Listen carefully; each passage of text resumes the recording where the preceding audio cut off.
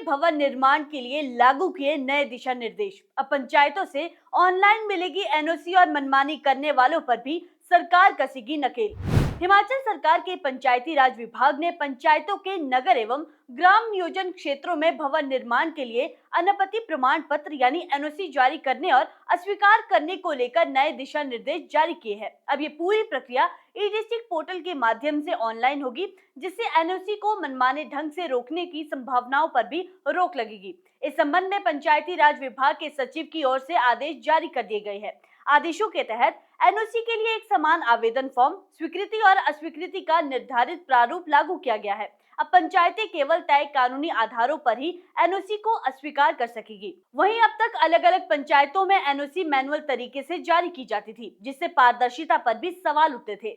नई व्यवस्था के तहत आवासीय भवन निर्माण के लिए 100 रुपए और गैर आवासीय भवन निर्माण के लिए 1000 रुपए शुल्क लिया जाएगा। दोनों ही मामलों में जीएसटी अलग से लागू होगा। वहीं अलग अलग परिस्थितियों में ही एनओसी अस्वीकृत होगी, जैसे यदि प्रस्तावित निर्माण पंचायत या किसी सार्वजनिक संपत्ति पर अतिक्रमण करता है, यदि निर्माण से सड़क, रास्ता, पेयजल या सीवरेज पाइपलाइन, नाली, खेत, मैदान या पंचायत द्वारा संधारित किसी ढांचे को नुकसान पहुंचने की आशंका हो। इन कारणों के अलावा किसी अन्य आधार पर एनओसी रोकी नहीं जा सकेगी।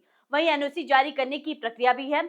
इसमें पंचायत सचिव सबसे पहले राजस्व रिकॉर्ड के माध्यम से पंचायत और सार्वजनिक संपत्ति की जांच करेगा। आवश्यक होने पर मौके पर जाकर सत्यापन किया जाएगा। इसके बाद पंचायत बैठक में प्रस्ताव पारित किया जाएगा।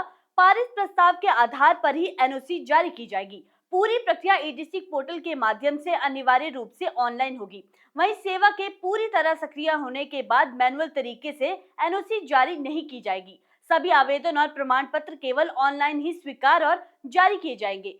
वैसे ये फैसला अहम इसलिए भी माना जा रहा है क्योंकि इस फैसले से लोगों को पंचायत स्तर पर होने वाली अनावश्यक परेशानियों से राहत मिलेगी, भवन निर्माण प्रक्रिया में पारदर्शिता आएगी और पंचायतों की जवाबदेही तय होगी और सार्वजनिक संपत्तियों पर अतिक्रमण रोकने में भी मदद मिलेगी।